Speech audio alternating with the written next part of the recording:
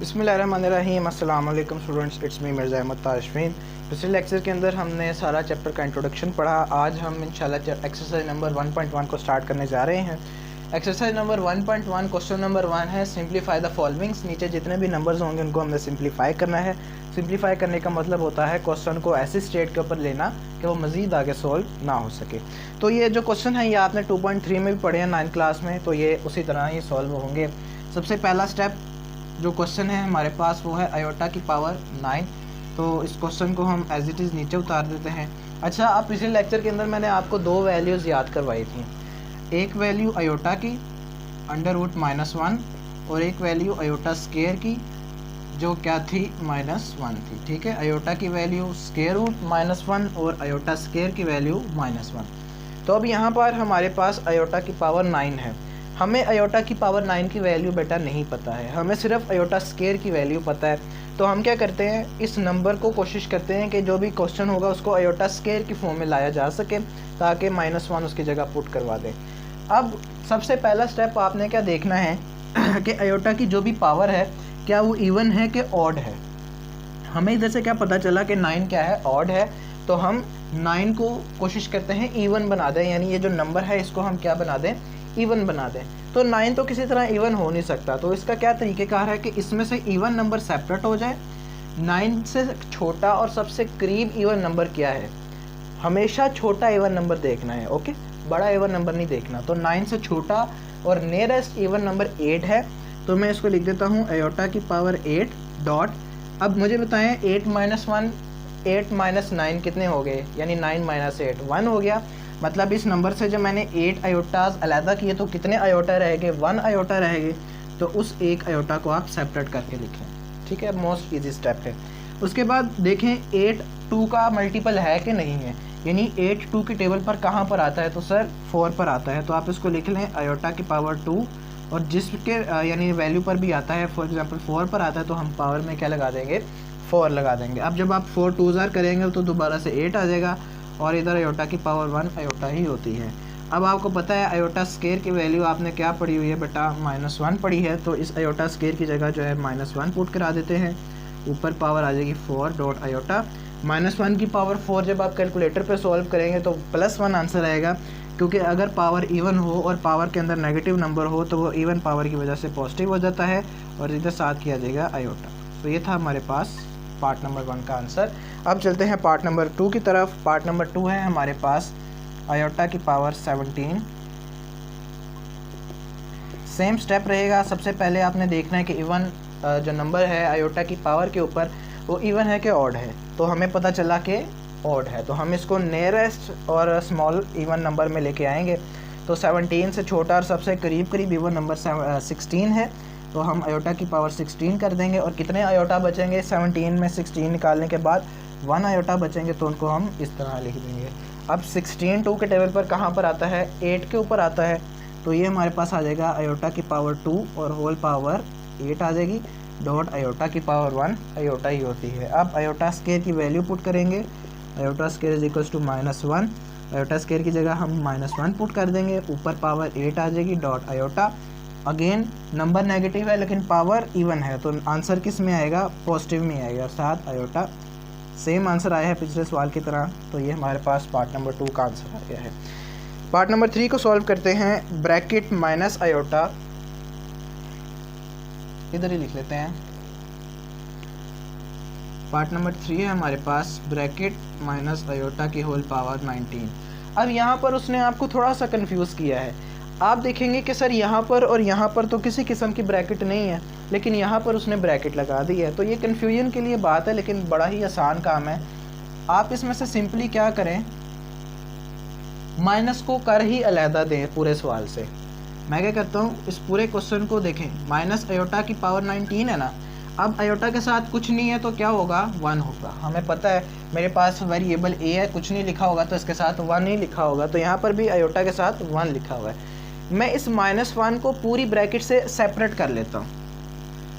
-1 को पूरी ब्रैकेट से क्या कर लिया, सेपरेट कर लिया। इधर क्या रह जाएगा, आयोटा की पावर 19। अब मैथ का एक रूल है कि अगर आप किसी भी नंबर को ब्रैकेट से निकालते हैं और ब्रैकेट की जो पावर है वो है यानी 0 से ज़्यादा है, तो आप क्या करते हैं, वो सेम पावर आपको जिस नंबर को अलहदा किया उसके ऊपर भी लगानी पड़ती है। अब -1 है लेकिन पावर ऑड है, तो जो आंसर होगा वो माइनस के साथ ही आएगा, क्योंकि 1 की पावर 19 1 ही होती है, माइनस ऐसे ही आएगा क्योंकि पावर ऑड है। अब ये हमारे पास क्या आ जाएगा, आयोटा की पावर 19। सेम जो है ये वाला काम हो गया। अब 19 से छोटा और ऑड नंबर कौन सा है, 18 है, तो इसको हम लिख लेते हैं -1 डॉट आयोटा की पावर 18 डॉट आयोटा की पावर 1।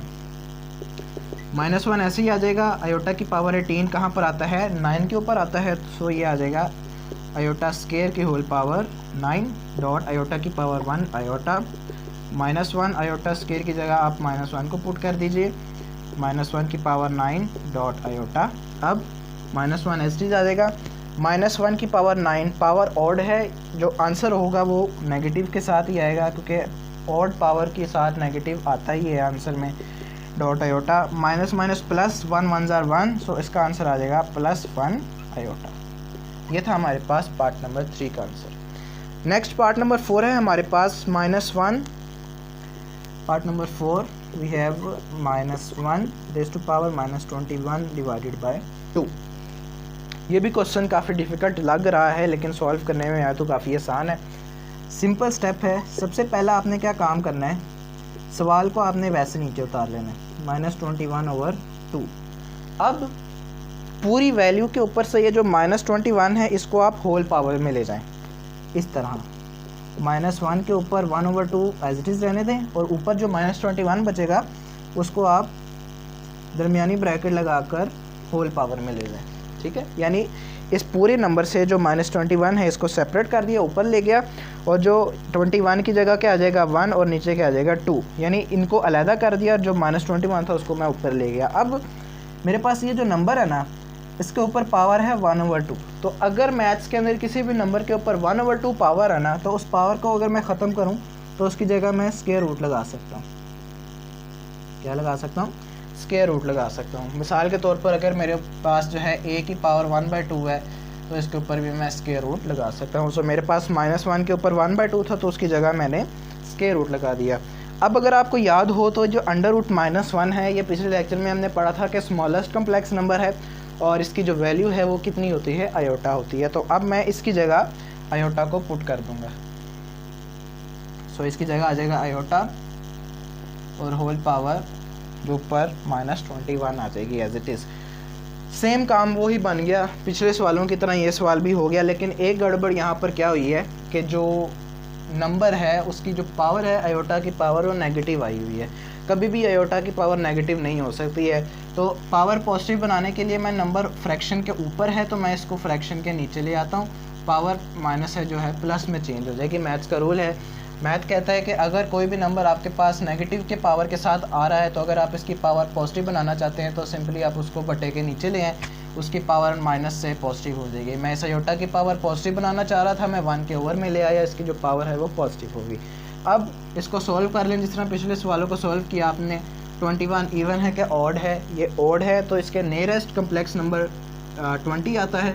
सो मैं आयोटा की पावर 20 डॉट आयोटा की पावर 1 सेपरेट कर लेता हूँ। अब 20 आता है 10 के ऊपर 2 के टेबल पे, तो आ जाएगा आयोटा स्क्वायर और होल पावर 10, क्योंकि 10 2 ज़ा 20 दोबारा से आ जाएगा आयोटा की पावर 1 आयोटा। अब मैं क्या करूँगा, आयोटा स्क्वायर की यहाँ पर वैल्यू पुट कर दूँगा, -1 होल पावर आ जाएगी 10 डॉट आयोटा 10 की, यानी -1 की पावर 10, क्योंकि इवन है तो माइनस साइन ख़त्म हो जाएगा। सो इसका आंसर आएगा 1 आयोटा। इसका आंसर 1 आएगा, 1 आयोटा जार आयोटा। अब बच्चे कहेंगे कि सर ये आंसर आ गया, लेकिन ये आंसर नहीं है। मैथमेटिक्स के अंदर कभी भी आयोटा की एक तो पावर नेगेटिव नहीं हो सकती, दूसरा आयोटा कभी भी बटे के यानी फ्रैक्शन के नीचे नहीं आ सकता। इसको नॉमिनेटर बोलते हैं, इसको डिनोमिनेटर बोलते हैं। आयोटा कभी भी डिनोमिनेटर में नहीं आ सकता, इसको हमेशा नॉमिनेटर में ही रहना पड़ता है। सो इसके लिए जो आपके एक काम करते हैं जिसको बोला जाता है रैशनलाइजिंग, तो इसको आप रैशनलाइज कर लेंगे बाय रैशनलाइजिंग। रैशनलाइज करने का कम्प्लेक्स नंबर को तरीक़ेकार क्या होता है कि जो भी नंबर इधर लिखा हो उसका साइन चेंज करके उसका सिंबल उलट दें और ऊपर मल्टीप्लाई भी करवा दें और डिवाइड भी करवा दें। लेकिन अगर नीचे सिर्फ आयोटा है तो आप इसको इस तरह से रैशनलाइज करवाएंगे, आयोटा डिवाइडेड बाय आयोटा। ठीक है, ये सेम नंबर ऊपर मल्टीप्लाई भी करा देना, नीचे डिवाइड भी करवा देना है। अब आगे कुछ सवाल आएंगे जिनके साथ आयोटा नहीं होगा, साथ एक और वैल्यू प्लस माइनस हो रही होगी, तो तब के तब देख लेंगे। अभी इस वाली वैल्यू को रैशनलाइज कराने का क्या तरीक़ेकार है, आयोटा से ऊपर मल्टीप्लाई कराएं, नीचे डिवाइड कराएं और दरमियान में मल्टीप्लाई का साइन लगा दें। ये नंबर हमारे पास क्या हो गया, रैशनलाइज हो गया। अब अगर दो बटे आपस में मल्टीप्लाई हो रहे हो तो ऊपर वाला ऊपर वाले से मल्टीप्लाई होता है, नीचे वाला नीचे वाले से। So iota 1 jar iota, iota iota jar iota square. Iota square की वैल्यू आपको पता है, हमने बार बार पढ़े हैं, बार बार पुट कर रहे हैं, -1 होती है। सो ये आ जाएगा आयोटा ओवर -1। जब आप इसको सॉल्व करेंगे तो -1 ऊपर जा सकता है, -1 आयोटा। ये आ जाएगा हमारे पास पार्ट नंबर 4 का आंसर।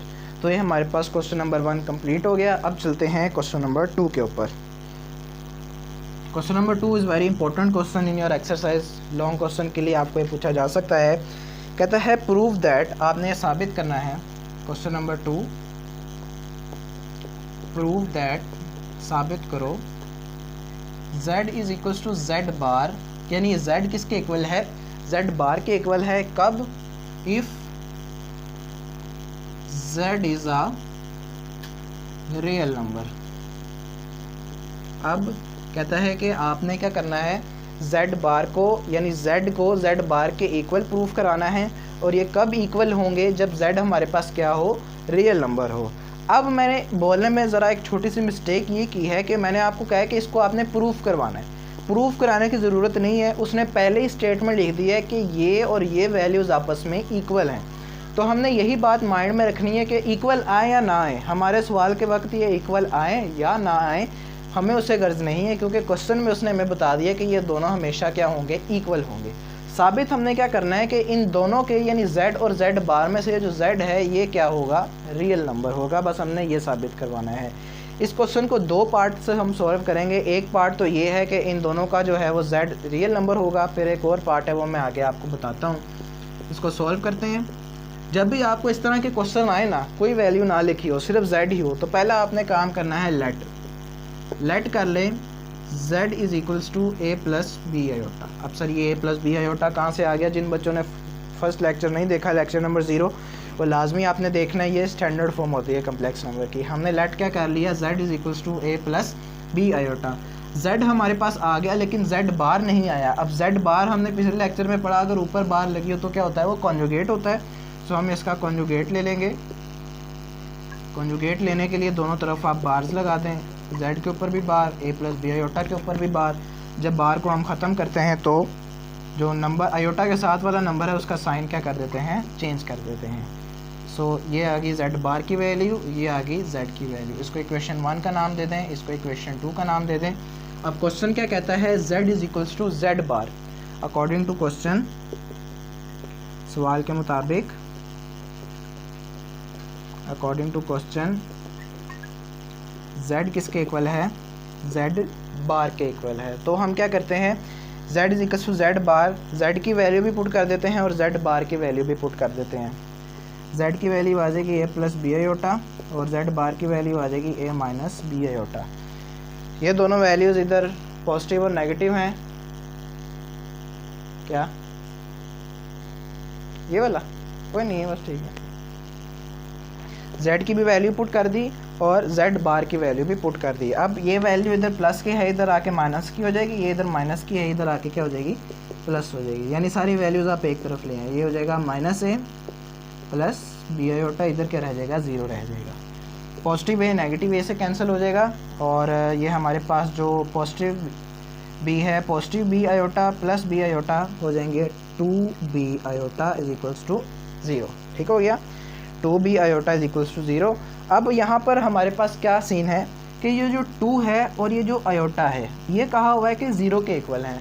तो बेटा याद रखें, कोई भी कांस्टेंट 0 के इक्वल कभी नहीं हो सकता। ठीक है, यहाँ पर 2 और आयोटा कांस्टेंट हैं, तो आप लिख देंगे as 2 iota can never be equals to 0। So यहाँ पर ये जो आपके पास b है, ये किसके इक्वल आ जाएगा, 0 के इक्वल आ जाएगा। अब ये जो b आपका 0 आया है, ये इक्वेशन 1 2 किसी में भी पुट कर दे। मैं इक्वेशन 1 में पुट कर देता हूँ क्योंकि हमने z को रियल नंबर साबित करवाना है।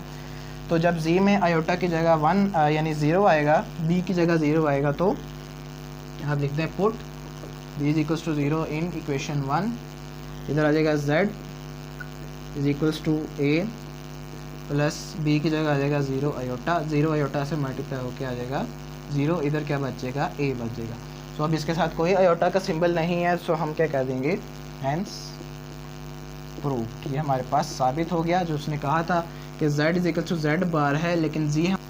तो बेटा जैसा कि मैंने आपको कहा था कि ये एक पार्ट के अंदर सॉल्व नहीं होगा, इसको आपको दो पार्ट्स में सॉल्व करना पड़ेगा। सो एक पार्ट तो इसका ये था कि आपने क्वेश्चन को इस तरह पढ़ा। मेरा नहीं ख्याल आप में से किसी का भी फोकस गया है कि नहीं गया। यहाँ पर IFF है, इफ़ बोलते हैं इसको। IFF का मतलब होता है एक दफ़ा क्वेश्चन को इस तरह सॉल्व करो और दूसरी दफ़ा क्वेश्चन को इस तरह सॉल्व करो। तो क्वेश्चन को इस तरह तो हमने सॉल्व कर लिया, यानी z is equal to z bar. हमने पहले इसको फाइंड किया, फिर हमें पता चला 2 आयोटा 0 के इक्वल नहीं हो सकता, तो इधर से b 0 है। फिर हमने वो इक्वेशन 1 में पुट करके z को रियल नंबर साबित करवाया। अब हमने इस तरह इसको पढ़ना है, z is a real number, z real number है, तो हमने साबित करवाना है कि ये दोनों साइडें इक्वल हों। पहले हमने साबित नहीं करवाया क्योंकि वो ऑलरेडी प्रूव्ड हुआ था। अब हमें ये पता है कि z रियल नंबर है और इनको हमने इस दोनों को इक्वल करा दिलवाना है। सो सबसे पहले आप लिखेंगे, इसका सेकंड पार्ट है let z is equals to a। हम क्या कर लेते हैं, z क्या है, a है। अब ये मैंने एम नहीं लेट किया, उसने सवाल में कहा हुआ था कि z एक रियल नंबर है, तो a जर्नल सा रियल नंबर ले लिया क्योंकि इसके साथ कोई भी आयोटा नहीं है, तो मैं कह देता हूँ z is equals to a है।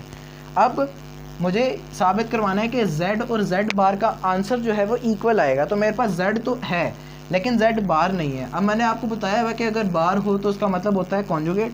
तो आप जब इसका कॉन्जुगेट ले लेंगे तो कॉन्जुगेट में z के ऊपर बार आ जाएगी, z bar is equals to, यहाँ पर भी बार आ जाएगी, इधर आ जाएगा z बार। और a हमारे पास कम्प्लेक्स है कि रियल है, इसके साथ कोई आयोटा नहीं है, सो ये रियल है। और आप बात याद रखें कि रियल नंबर का कॉन्जुगेट वही आता है, यानी a का कॉन्जुगेट a ही रहेगा।